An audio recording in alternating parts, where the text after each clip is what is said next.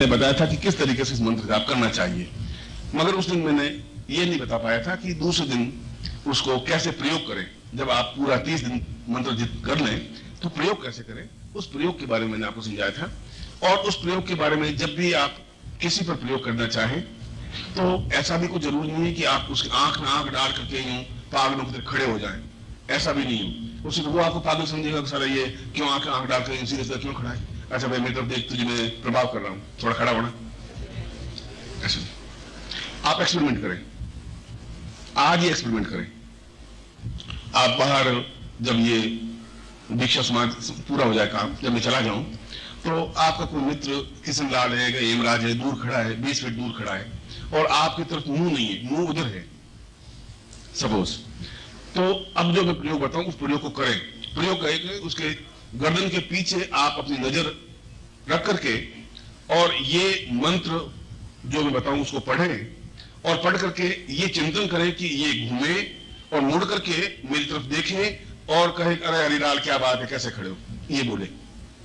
एक एक्सपेरिमेंट, जैसे मान लो आपका नाम हरिलाल है तो आप ये कि वो व्यक्ति, उसको मालूम नहीं हरिलाल यहां खड़ा है, वो व्यक्ति घूमे, आपको देखे और आपको हरिलाल कहे, उच्चारण करे और ऐसा करके आप उसके गर्दन के पिछले भाग में देखें, उस मंत्र को पढ़ें, फिर ये भावना देंगे। आप देखेंगे कि वो मुड़ा आपकी तरफ देखा और जैसा आपने सोचा वैसा ही कहा, तो आपको मालूम पड़ेगा कि आप जो प्रभाव डाल रहे हैं वो उसकी पर्सनैलिटी पे पड़ रहा है।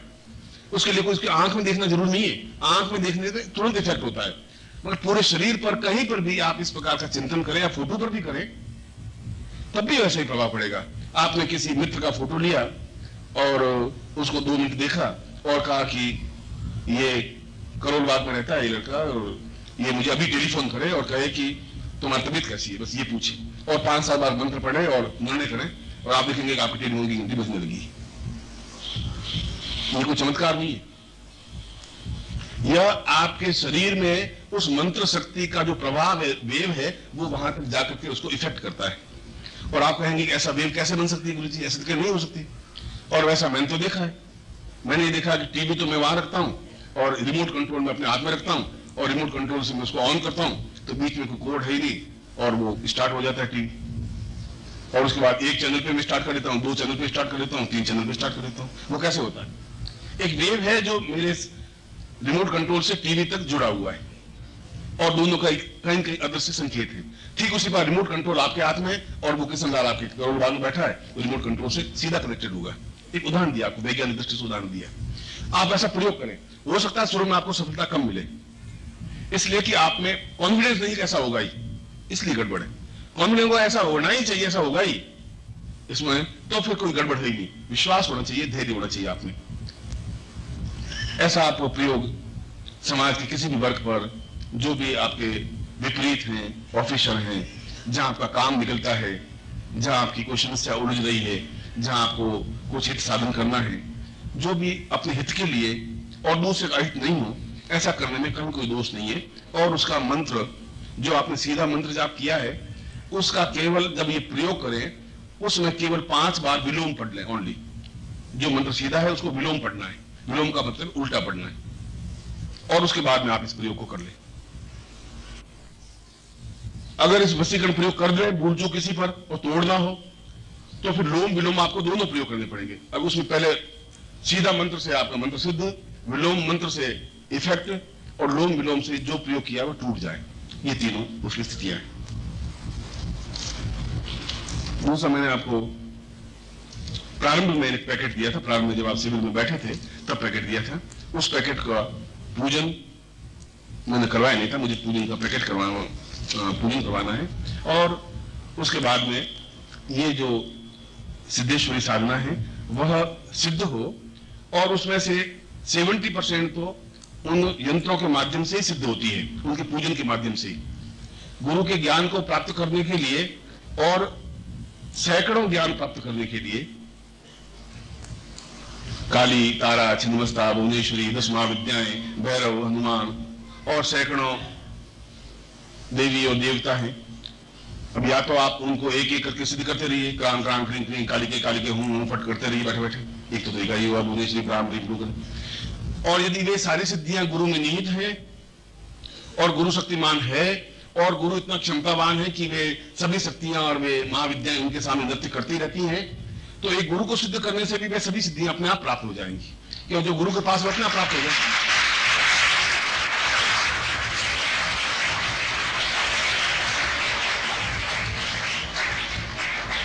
दोनों स्थितियां हैं, वो आपको निर्णय करना है कि आपको क्या और कैसे करना चाहिए।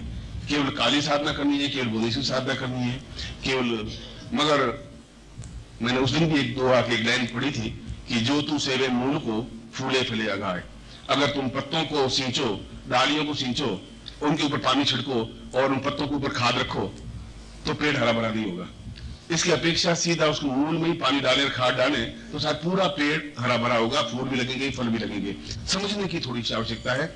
ऐसा कहकर के मैं ऐसा नहीं कहूँ तुम ये सब साधना मत करो, वो साधनाएं जरूरी है जीवन में, मगर यदि गुरु के पास ज्ञान और चिंतन है तो वो आप में से स्वतः प्राप्त होगा ही।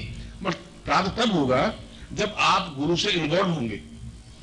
एक लड़का, इसका मेरे से कोई संबंध नहीं है, ये लड़का अनिराल है, सीधा है, मैं भी अपनी जगह बैठा हूं, कोई इसका मेरा संबंध नहीं है, संबंध नहीं है तो कुछ मतलब ही नहीं है। मगर कल ये लड़का मेरी गोद आता है या मैं दत्तक पुत्र बनता है, एक उदाहरण देकर समझा रहा हूं, तो स्वाभाविक है कि मेरी जो संपत्ति है 100 रुपए या 500 रुपए है, उसमें स्वतः हिस्सा उसको मिल जाएगा। एक फॉर्मेलिटी बनी, उनके मेरे बीच में संपर्क बना, एक फॉर्मेलिटी बनी कि ये मेरा दत्तक पुत्र बना और आइंदा से ये मुझे पिता कहेगा और मैं इसको दत्तक पुत्र कहूंगा, ये फॉर्मेलिटी बनी, इसलिए मेरी संपत्ति का अधिकारी बना। साधना का अधिकारी भी आप तब बनेंगे, साधना मेरे पास है, आप ले नहीं सकते जब आप एक फॉर्मेलिटी में, एक पूरे दीक्षा संस्कार के साथ में आप पूरी तरह से मुझे जुड़ जाएंगे। और जुड़ जाएंगे का मतलब है कि मैं दुखी हूं तो फिर आप दुखी हैं, मुझे नींद नहीं आ रही फिर आपको नींद आनी ही नहीं चाहिए, मैं खुश हूं तो फिर आप खुश हैं, मेरी प्रसन्नता में आपकी प्रसन्नता है, मेरी तकलीफ में आपकी तकलीफ है, इतना अधिक जुड़ जाएंगे। राजस्थानी में एक गीत है और उस गीत का भाव यह है कि मेरा पति 5000 किलोमीटर दूर बैठा है, पर आज वो मुझे याद कर रहा है, इसलिए मुझे हिचकी आ रही है। मुझे हिचकी इसलिए आ रही है, एकदम उबका इसलिए आ रही है कि वो शायद मुझे याद कर रहा है। इतना लंबा चौड़ा संपर्क, मैं जोधपुर में हूं, तुम मुंबई में हो, और मुझे बुखार आ रहा है, तुम बेचैन हो जाओ, मगर तुम्हें कुछ अच्छा नहीं लगे, खाना पीना अच्छा नहीं लगे, तो समझ लीजिए आपको मेरा संबंध बना, तो संपर्क बना।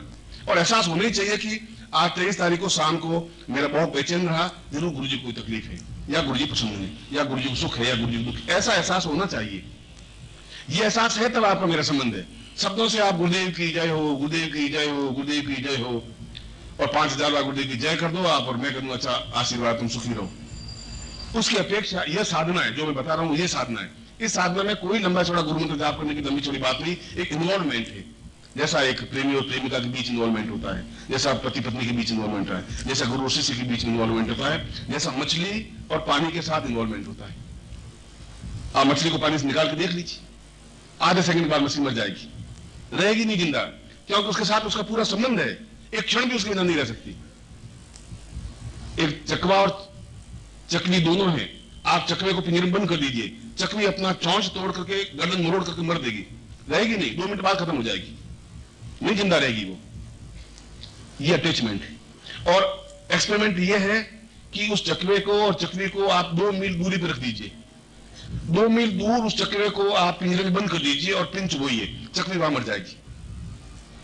2 मील दूर जहां आपस में कोई संबंध नहीं है, वे तो पशु हैं और हम तो मनुष्य हैं, उनमें अगर इतना इफेक्ट अटैचमेंट है और हमें नहीं है, तो हम पशुओं से इतने ऊंचे नहीं है जितना उनमें है, जितना मछली में है, पक्षियों में है, जितना पशुओं में है उतना हमें नहीं है। यह अटैचमेंट एक गुरु साधना है। यह अटैचमेंट उस मूल को सींचने की क्रिया है। जो भी कहा जी तू सेवे मूल को फूले फले लगा का मतलब यह नहीं कि आप आए, पानी लाया और पानी डाल दिया, लो गुरु जी ये मूल आपने कहा था सींचना, लो सींच लिया आपका, ऐसा नहीं हो सकता। सींचने का मतलब है तुम्हारे मेरे प्राणों में जुड़ने की क्रिया बननी चाहिए। और अगर मेरे पांव दर्द कर रहे हैं और उसमें आप गुलाब जामुन की थाली लाए, गुरुजी आप खाइए, मैंने कहा भाई मेरे पांव दर्द कर रहे हैं, थका थकाया हूं, बाकी से समय गुलाब जामुन खाया था तो खा लिए, मेरा आप क्यों नहीं खाएंगे, मैं कोई मरा हूं, ये बेकार, ये खाइए। उसमें मुझे आपको गुलाब जामुन की जरूरत नहीं है, उसमें पांव दबाने की जरूरत है। जो उनको जरूरत हो वह शिष्यत्व है। और ऐसा करके मैं आपको नहीं कह रहा हूं कि आप मेरे पांव दबाएं या मेरी सेवा करें, या मैं तो गुरु शिष्य का संबंध क्या होते हैं उनकी चर्चा कर रहा हूं। इसलिए वो जो पैकेट है, वो पैकेट अपने आप में, अपने पूज्य स्थान में आपके पास रखने का मतलब है सिद्धेश्वर साधना का मंत्र दिया है, और वो अपने आप में सिद्धिप्रद क्रिया है। वो अपने आप में आपको इजी रास्ता बना दे, सफल रास्ता बना दे। गुरु का पूरा अटैचमेंट आपको मिले। ऐसा नहीं हो शिष्य ही दौड़े, गुरु भी दौड़े। गुरु भी अपनी तरफ से शिष्य में समाहित होने की क्रिया करे, उसको अपनाने की क्रिया करे। आप दौड़ के आए भी और मैं अपना हाथ फैलाऊंगी नहीं तो शिष्य कहां समाएगा?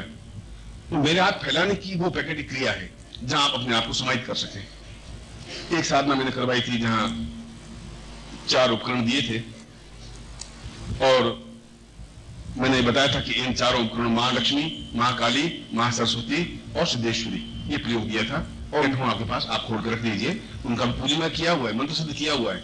मंत्राधीनास्य देवता, देवता लोग मंत्र के अधीन होते हैं।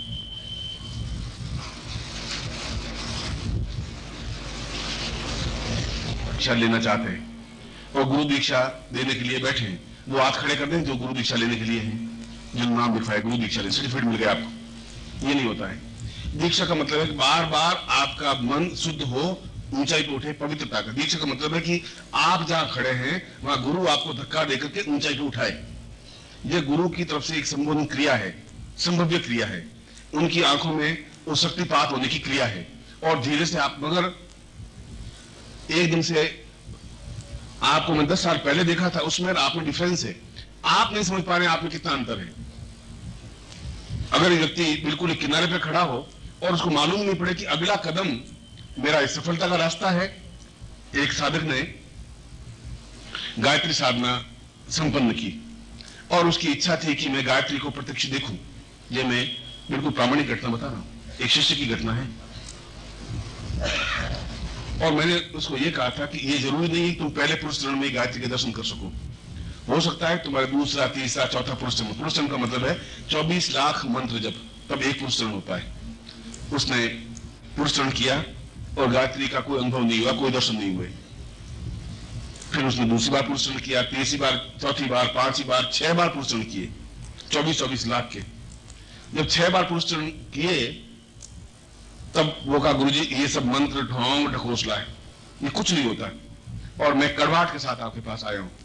मैं कहा तुम स्वाभाविक है और गुस्सा करने से कुछ होगा नहीं। जब वो क्रोध में आ ही गया तो मैं भी क्रोध करूंगा तो उसको लाभ होगा नहीं। मैं कहा तुम जो कुछ कह रहे हो सही कह रहे हो। 6 बार अगर कोई पुरुष करे, नहीं गायत्री दर्शन दे, तो या तो गायत्री तुम्हें देखना नहीं चाहती या तुम गायत्री को नहीं देखना चाहते। दोनों में बीच में कोई गड़बड़ जरूर है। एक बार तुम फिर करो। और मेरा क्या होगा गुरुजी, अब एक बार और आप कह रहे कर लूंगा, ये संन्यास जैसी की बात है, क्या होगा? देखो होना नहीं होना आप पहले में सोचिए। कर्मण्येवादि काम रस्ते माम फले सुखदाचिन, जो कृष्ण ने खुद ने कहा कि मैं कर्म कर रहा हूं, मुझे मालूम नहीं कि महाभारत युद्ध का अंत क्या होगा, मुझे कुछ पता नहीं है, मैं तो कर्म कर रहा हूं।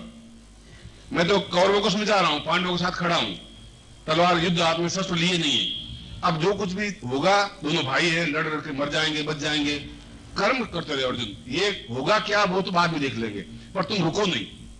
अगर तुम कायरों की तरह हालत में बैठे रहे तो तुम कुछ नहीं प्राप्त हो, कायर बुजदिल कहलाओगे।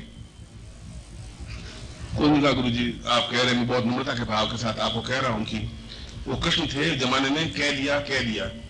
अब गुरु जी आप खुद सोच लीजिए, आप कहो तो मैं वापस कर लेता हूं, तुम करो। उसने 7वीं बार फिर पुरुष चरण प्रारंभ किया। मैं करता था पूरी विधान के साथ अच्छी तरह से, और 24 लाख में से करीब 21 लाख मंत्र जाप किए। मैंने उसको कहा था मैंने बीच में कभी भी ऐसा प्रत्यक्ष दर्शन होना ही चाहिए, क्योंकि तुम साधना सही कर रहे हो। जब 21 लाख हो गए, 3 लाख बाकी रहे तो बहुत झुंझलाया। वो गायत्री तस्वीर फेंक दी, ऐसा कर दिया, सीधा उड़ करके मेरे पास आया। गुरु जी अब आपको बुरा लगे तो आपको बुरा लगे, नम्र भाव से मैं कोई बात कह सकता हूँ? मैं कहा तुम कह सकते हो, क्योंकि 7 पुरुष मैंने किया और 21 लाख तो हो गए। और गायत्री हवा का झोंका ही नहीं आया। आप गायत्री की बात कर रहे हो, कोई हवा का झोंका तो मैं समझा था ये गायत्री आई है। मैं कहा तुम्हारा क्या विचार है? अब गुरु जी मेरा करने का विचार नहीं है, ये तो साधना नहीं करूंगा, और कोई साधना दीजिए। करने की साधना है, रहना आपका शिष्य है और हिमालय में एक्स्ट्रा ऑर्डिनरी में शिष्य बनूं, ऐसा भी मेरा विचार है। पर मेरे इतने कितने पाप कर्म है कि दर्शन नहीं हो रहे। जो यही चिंतन था, पहली बार में उस व्यक्ति के लड़के के लिए मैं साधना में बैठा। भाई क्या बात है, ऐसा क्यों हो रहा है? जब 6 पुरुष, एक पुरुष नहीं होने चाहिए दर्शन? ओम परम तत्वाय नारायणाय गुरुभ्यो नमः। ओम ह्रीं मम प्राण देह रोम प्रतिरोम चैतन्य जाग्रय ह्रीं ओम नमः। ओम भूर्भुवः स्वः तत्सवितुर्वरेण्यं भर्गो देवस्य धीमहि धियो यो नः प्रचोदयात्।